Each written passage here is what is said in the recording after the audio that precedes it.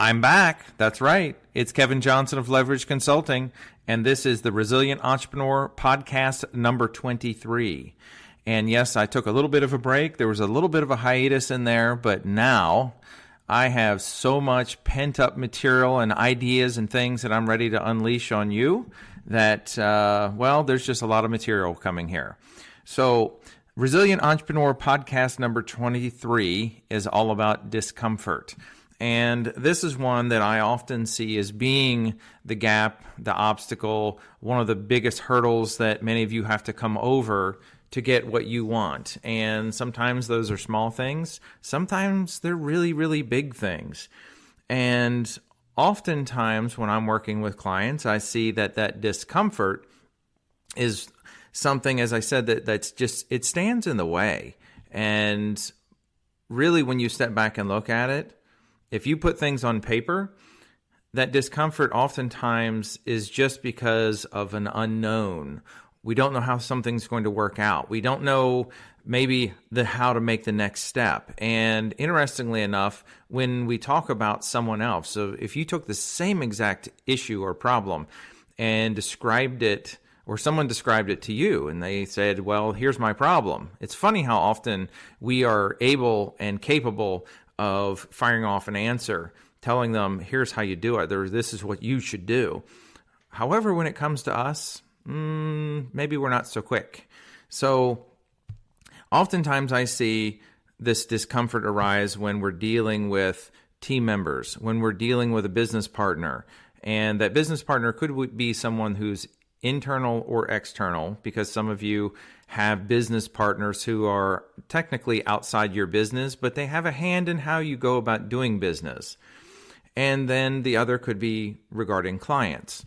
And with any one of them, it can create issues. It can create, as one of the things I talk to a lot of clients about is eggshells, and how these eggshells can be littered all over the floor, and we're afraid to break them. We're afraid to walk on them. We're afraid to do anything with them.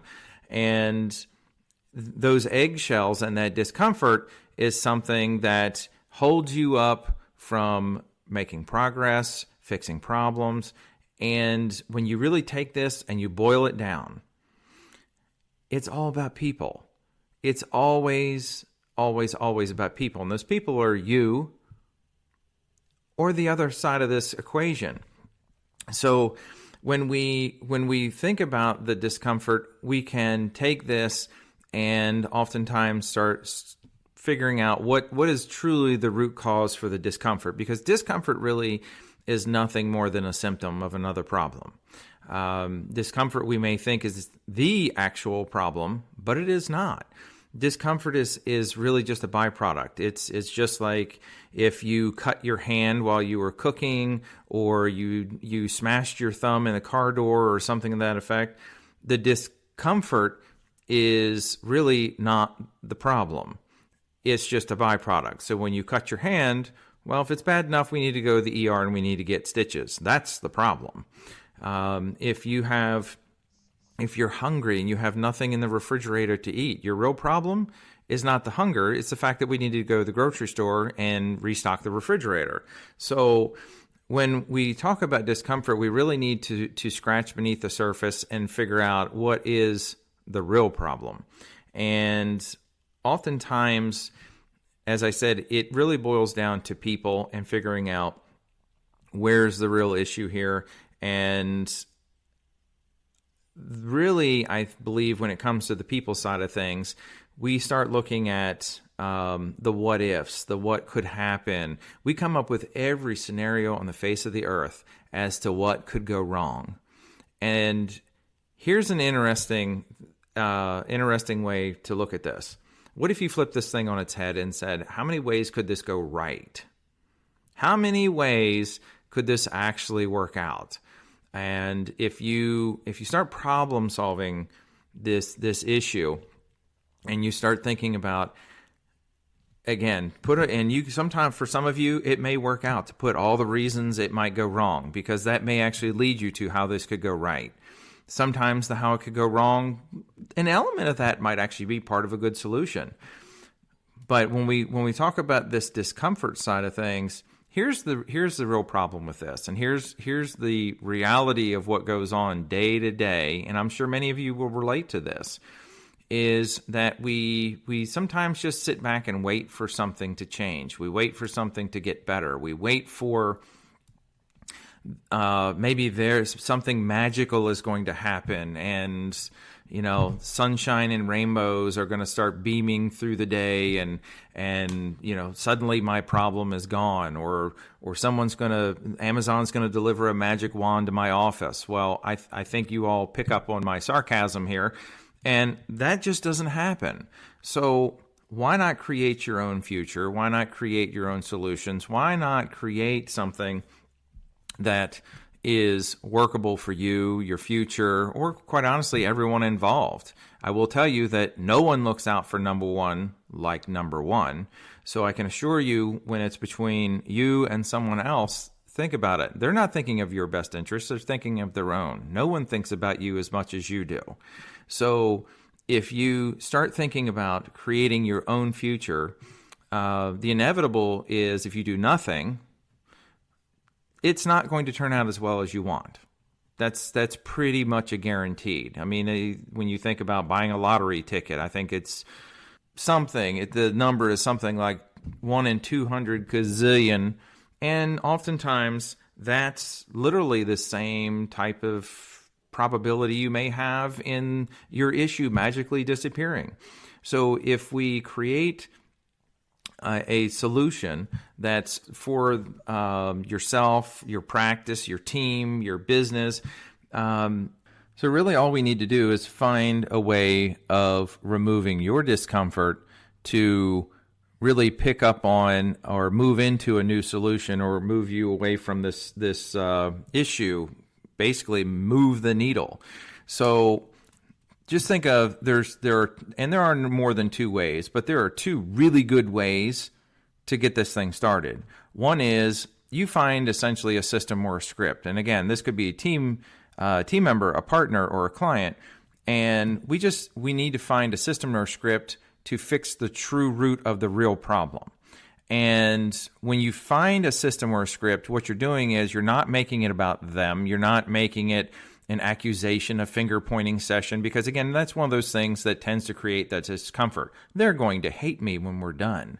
They're going to be mad at me. They're going to tell the world I'm an awful, hateful person.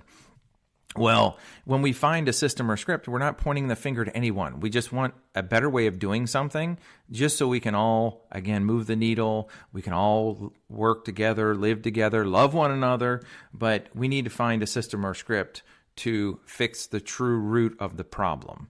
And the other is, quite honestly, it's most times the easiest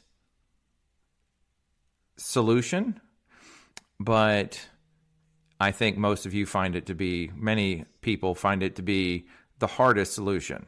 And, my usual phrase is, it's time to rip the Band-Aid off. We don't fix problems until we get to talk to people. And if you don't pick up the phone, and I'll tell you, like the text, especially in today's world where people are so inclined to text and email and things like that, when you have a real problem, face-to-face or a phone call is far superior to texting and emailing. Texting and emailing is fine when we're in a good place, but if you're not really in a good place with another individual or people or what have you, most times that text or email is not going to serve you well, and quite honestly could backfire, because there's no context, there's no no visual cues. I can't read what's going on with their face, their body language, their voice, anything like that. So when you rip the Band-Aid off, it allows us to have an actual conversation. It creates clarity. You think about, you write something in an email and you meant to say something, but they interpret it differently. And then there's a big gap between now and the time that you're able to talk to them next, or email them, text them, whatever. And then that turns into just a forest fire. Bad. And it could be, again, all a misunderstanding. But now they've been raging and fuming for the last however long, and now you try to fix it, and Quite honestly, at that point, if their ears are shut, there's no fixing it. So most times, it is better to rip that Band-Aid off sooner than later. So again, this whole podcast is about discomfort. And if you really take what I've said today, recognize the fact that discomfort is nothing more than a symptom of something else. Recognize the fact that there are two really simple solutions to get your way around something like this, or through it, work through it, however you like to think about it, visualize it, is we address the system or the script or what have you, because it's not about the individuals. It just finds a new way for us to do something. And the last is just rip the Band-Aid off, because you won't be able to problem solve this thing. You won't be able to fix it. You won't be able to move the needle on this until you have an actual conversation with another human being. So that's it, kids. I'm back. This was podcast number 23, and number 24, stay tuned. It's coming out very soon.